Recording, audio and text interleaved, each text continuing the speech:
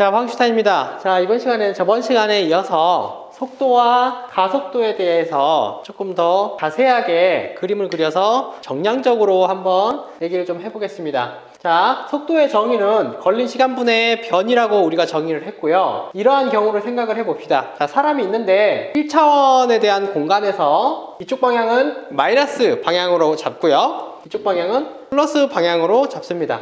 이제 실제적으로 물리적으로 봤을 때 공간상에서 이쪽이 동쪽이 될 수도 있고, 이쪽이 동쪽이라면 마이너스 방향이 당연히 서쪽이 되게 되겠죠. 이런 식으로 생각을 하게 되고, 초기 지점이 S0, 0인 지점이라고 하고, 그때 시각을 0초라고 했을 때, 첫 번째 경우에는 앞으로 1m를 가고, 그리고 1초가 지났다. 그리고 두 번째 경우에는 1초가 지났는데 반대 방향으로 마이너스 1m의 위치에 가 있다라고 했을 때 속도를 한번 구해봅시다. 자, 속도에 대한 식을 생각을 해보면요. 걸린 시간이기 때문에 낮은 시각에 처음 시각을 빼주고요. 1초, 그리고 S1-S0가 될 테니까 1, 당연히 1이죠. 그러면 결과값은 1m/s가 되고, 두 번째 경우에는 속도 2, T2-T0 분의 S2-S0가 되는데, 나중 시각에서 그리고 나중 위치에서 처음 위치를 빼주게 되는 거죠. 그래서 마이너스 1, 마이너스 0가 될 테니까 마이너스 1의 값이 되는 거고요. 결국에는 마이너스 1m/s가 된다라는 겁니다. 자, 여기서 우리가 이제 짚고 넘어가야 될 게,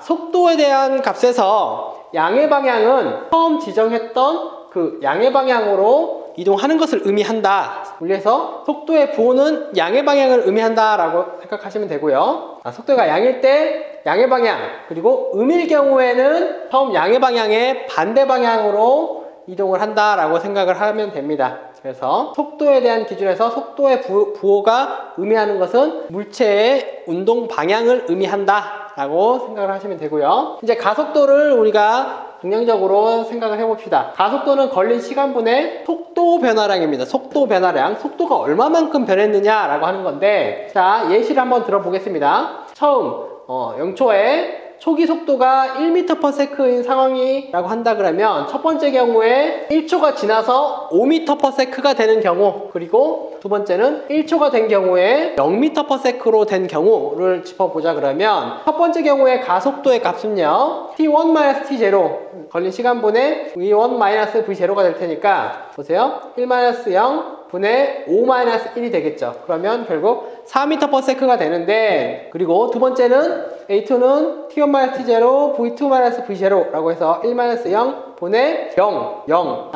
나중 속도가 0이었죠. 0 마이너스 초기 속도 1m/s, 결국엔 마이너스 1m/s가 되는 겁니다. 여기서 우리가 생각해야 되는 게, 한번 생각을 해보세요. 첫 번째 경우에 가속도가 플러스 4m/s 제곱, 이게 단위가 가속도의 경우에는 m/s 제곱이 되는 겁니다. 이 경우에는 1초가 지났을 때 1m/s에서 4m/s가 증가했죠. 가속도의 값이 양의 값이라고 한다 그러면, 시간이 지나면 속도가 그만큼 증가하는 것을 의미하는구나 라고 생각을 하면 되고요. 두 번째 거 보세요. 마이너스 1m/s 제곱의 경우에는 속도가 1초 지났더니 1m/s에서 0m/s로 됐구나. 마이너스 1, 속도가 마이너스 1씩 줄어드는 것을 의미하는구나 라고 생각하시면 됩니다. 다시 한번 정리할게요. 1차원 운동에서 물리에서 속도가 의미하는 거, 속도의 값, 얼마만큼 위치가 변하느냐라는 의미를 하는데, 속도가 양인 경우, 속도가 음인 경우에는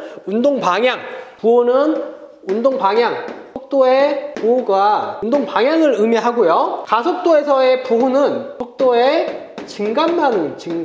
가속도가 양인 경우에는 속도가 점점 증가한다라고 하는 거고요. 가속도가 음이다라고 하는 것은 속도가 점점 줄어든다라는 것을 의미하는 겁니다. 그렇게 이해를 하시고, 바로 이어서 등속도 운동과 등가속도 직선 운동의 그래프를 설명해 보도록 하겠습니다.